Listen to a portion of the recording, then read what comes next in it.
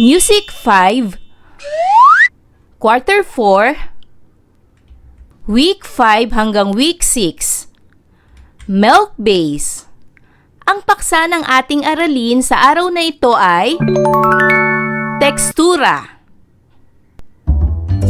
Hello kids, it's me, Teacher Frel. Don't forget to subscribe, like, and share, and hit the notification bell for the latest video. You can also follow my Facebook page, Teacher Frel TV. Welcome back mga bata! Sa araw na ito ay pag-aaralan natin sa asignaturang musika ang tungkol sa tekstura. Para sa most essential learning competencies, na ilalarawan ang tekstura ng isang komposisyong musikal. Tekstura. Ang musikal na tekstura ay isa sa mga elemento ng musika na maririnig sa lahat ng komposisyong musikal. Ito ay tumutukoy sa kaayusan o kaugnayan ng dalawang sangkap ng musika, ang melodiya at armonya. Ito ay maihahalin tulad sa hibla at habi ng tela. Ang pahalang na hibla ay melodiya at ang patayong hibla ay armonya.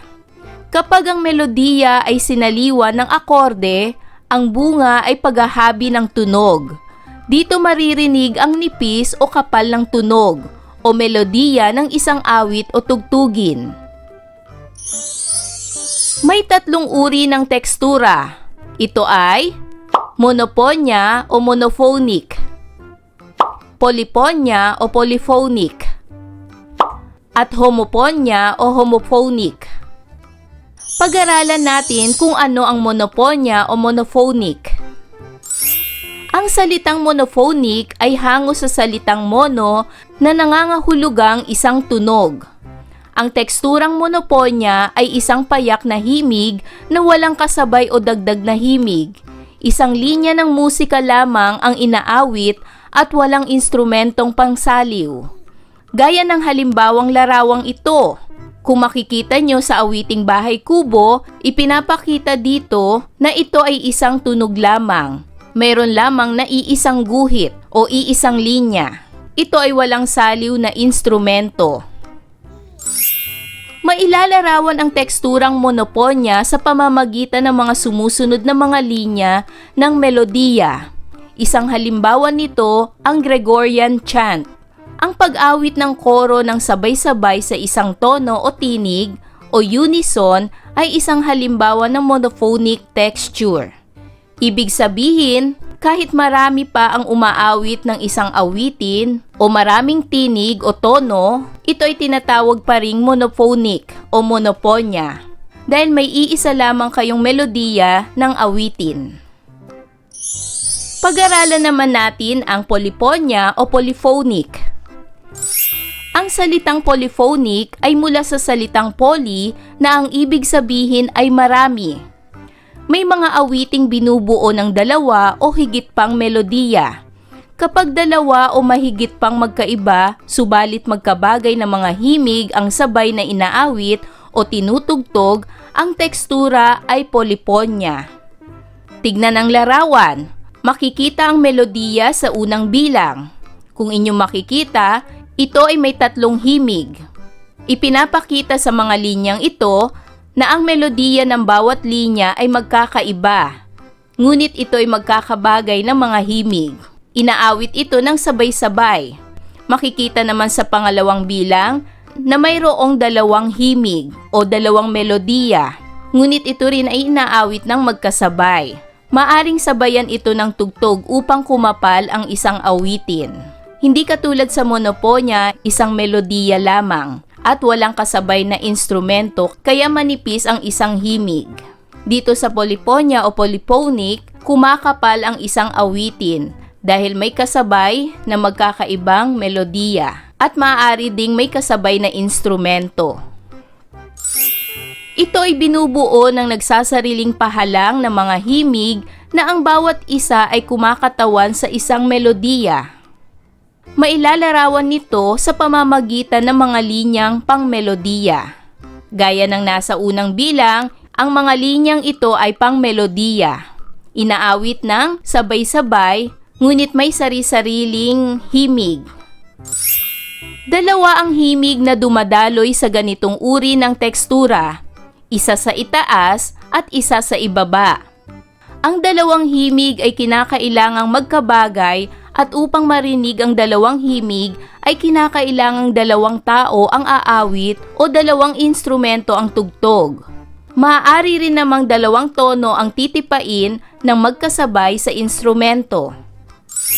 Ang mga awit na rounds at partner song ay halimbawa ng polyphonia. Ang mga round song ay mga awitin na may dalawa o higit pang mga pangkat. Inaawit ng pangkat ang parehas na melodiya, subalit nagsisimula sa iba't ibang pagkakataon. Mahalaga sa pag-awit ng ganitong mga kanta ang kakayahan sa pagsunod sa tamang rhythm at pitch. Binubuo rin ang partner song ng dalawang melodiya mula sa dalawang magkaibang kanta o awit na maaaring awitin ng sabay. Kinakailangang ang magkaparehong awitin ay may parehas na ritmo o rhythm at magkasing haba. Isinusulat ito sa parehas na meter o music scale. Ilan sa halimbawa nito ay ang Leron-Leron Sinta at Pamulinawin, Swing Slow at When the Saints Go Marching In, at Dandansoy at Sarumbanggi.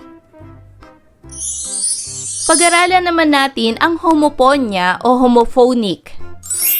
Ang musika na binubuo ng melodiyang sinasaliwan ng instrumento o melodiyang may akorde ay may teksturang homophonia. Ang homophonia ay binubuo ng dalawang tunog. Ang isa ay mula sa boses at ang isa naman ay mula sa instrumentong nagsasaliw ng melodiya. Tingnan ang ilustrasyon sa larawang ito. Ang pahigang linya ay tinatawag na melodiya. Ito ay ang boses. At ang nakatayong linya ay tinatawag na armonya. Ito ay ang saliw ng instrumento. Kadalasang ginagamit ang piano at gitara bilang pansaliw. Sa musikang homophonia, ang melodiya ay karaniwang nasa pinakamataas na boses. Ang pagdaragdag ng mga tunog sa isang melodiya ay tinatawag na armonya. Ang makapal at mayamang tekstura ay maririnig sa mga musikang homophonia at polyphonia. Ang monophonia ay laging manipis ang tekstura. Ngayon ay sagutin at isulat ang sagot sa iyong sagutang papel. Para sa unang tanong, ano ang tekstura? Tama! Ang tekstura ay tumutukoy sa kaayusan o kaugnayan ng dalawang sangkap ng musika, ang melodiya at armonya. Ito ay mahihahalin tulad sa hibla at habi ng tela. Sumunod na tanong, ano-ano ang iba't ibang uri ng tekstura? Tama!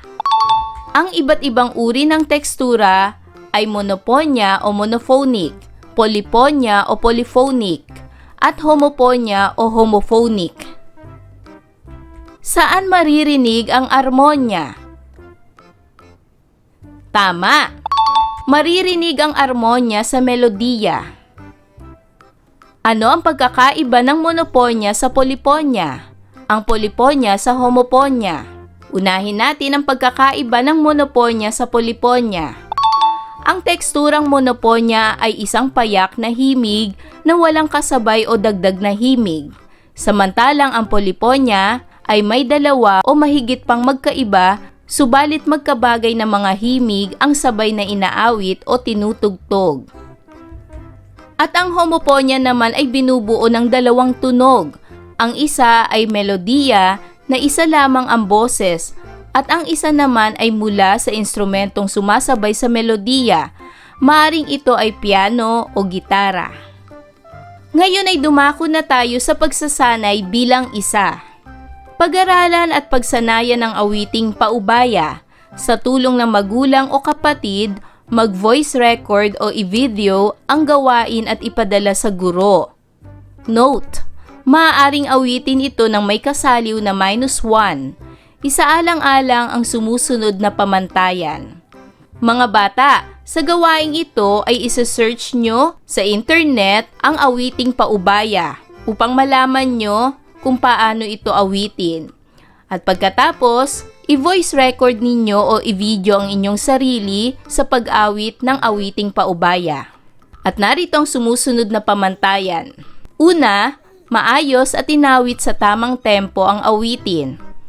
Pangalawa, angkop na paggamit ng kilos ng katawan o wastong tono ng boses o tinig sa pagtatanghal.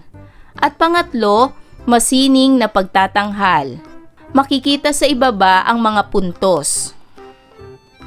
Para naman sa pagsasanay bilang 2, pag-aralan ang awiting Row, Row, Row Your Boat. Sa tulong ng iyong magulang o nakatatandang kapatid, magsanay sa pag-awit nito bilang round song. Magsanay at itanghal ang sinanay na awitin. Mag-voice record o i-video ang gawain at ipadala sa guro. Isaalang-alang ang sumusunod na pamantayan. Ayan mga bata, alam kong alam nyo na ang awiting Row, Row, Row Your Boat. Sa pagkakataong ito ay aawitin mo ang awiting ito nang kasabay ang iyong magulang o nakatatandang kapatid. At narito ang pamantayan. Para naman sa pagsasanay bilang 3, letter A, pumili ng alinmang awiting nakatala sa ibaba. Sa tulong ng mga magulang o nakatatandang kapatid, pumili ng anumang instrumento o bagay na maaaring pansaliw sa awiting iyong napili. Magsanay at itanghal ang sinanay na awitin. Mag-voice record o i-video ang gawain at ipadala sa guro. Isaalang-alang ang sumusunod na pamantayan. Narito ang mga pagpipilian ninyong kanta. Una ay ang Palasyo ni Regine Velasquez. Sumunod ay ang Bahay Kubo. Sumunod naman, The Farmer in the Dell. Sumunod, Twinkle Twinkle Little Star. Sumunod, 2002, Anne-Marie. Sumunod, Tagu-Taguan ni Moira. Sumunod, Tala ni Sarah G. At Baby Ko si Kulot. Isa lamang ang piliin niyong awit sa mga ito. Para pa rin sa pagsasanay bilang 3, letter B, hingi ng tulong ng kapatid at magulang. Pumili ng awitin na maaaring awitin bilang duet o partner song. Magsanay at itanghal ang sinanay na awitin. Mag-voice record o i-video ang gawain at ipadala sa guro. Isaalang-alang ang sumusunod na pamantayan. At narito ang pamantayan. Una, maayos at inawit sa tamang tempo ang awitin. Pangalawa, angkop na paggamit ng kilos ng katawan o wastong tono ng boses o tinig sa pagtatanghal. At pangatlo, masining na pagtatanghal. Para naman sa pagsasanay bilang 5, magtala ng mga awiting nagpapakita ng iba't ibang tekstura. Gawin ito sa iyong sagutang papel. Magtala ng mga awiting may teksturang monophonic para sa unang column. Sa pangalawang column naman ay mga awiting may teksturang homophonic. At sa pangatlong column naman, mga awiting may teksturang polyphonic. Magbibigay lamang ako sa inyo ng halimbawa ng mga awiting may teksturang monophonic. At pagkatapos kayo ang sumagot sa mga awiting may teksturang homophonic at polyphonic. Halimbawa ng mga awiting monophonic ay Twinkle Twinkle Little Star, ABC Song, Leron Leron Sinta, Mary Had a Little Lamb. Dahil ang mga awiting ito ay inaawit lamang ng isang melodiya at maaring walang kasabay na tunog. Sa mga awiting homophonic, dapat ito ay may kasama ng instrumento. At sa mga awiting polyphonic naman, ito ay maaring 2 o mahigit pang melodiya at maaring may kasabay na instrumento. Para naman sa pagsasanay bilang 6, sa iyong sagutang papel, isulat kung tama o mali ang ipinahayag ng mga pangungusap. Unang bilang, ang tekstura ay elemento ng musika na tumutukoy sa kapal o nipis ng tunog ng musika. Ito ba ay tama o mali? Magaling! Ito ay tama. Pangalawa, manipis ang tekstura ng awit na may 3 linya. Ito ba ay tama o mali? Magaling! Ito ay mali. Pangatlo, ang pag-awit ng solo ay nakabubuo ng polyphonic texture. Ito ba ay tama o mali? Magaling! Ito ay mali. Pang-apat, ang round song ay nakabubuo ng monophonic texture. Ito ba ay tama o mali? Magaling! Ito ay mali. At pang-lima, ang partner song ay binubuo ng awitin na inaawit na may 2 o 3 o higit pang bahagi. Ito ba ay tama o mali? Magaling! Ito ay tama. At para naman sa pagsasanay bilang 7, sa iyong ginawang pagtatanghal ng mga awitin, pumili ng isang na isakatuparan at ilarawan mo sa isang talata na binubuo ng 5 pangungusap ang tekstura ng iyong inawit. Gawin ito sa iyong sagutang papel. Isaalang-alang ang pamantayan sa ibaba kung paano ka mamarkahan ng iyong guro. At narito ang pamantayan. 5 puntos na ilalarawan ng may buong detalye ang tekstura ng komposisyong musikal at nakagawa ng 5 o higit pang pangungusap sa paglalarawan. 4 na puntos na ilalarawan na may ilang detalye ang tekstura ng komposisyong musikal at nakagawa ng 3 hanggang 4 na pangungusap o sa paglalarawan.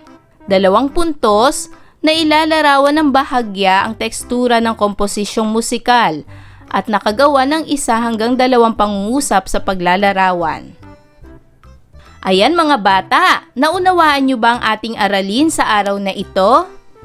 Kung ganon, magaling! Mga bata, sana'y marami kayo natutunan sa ating aralin. Hanggang sa susunod na video lesson, paalam! Thanks for watching!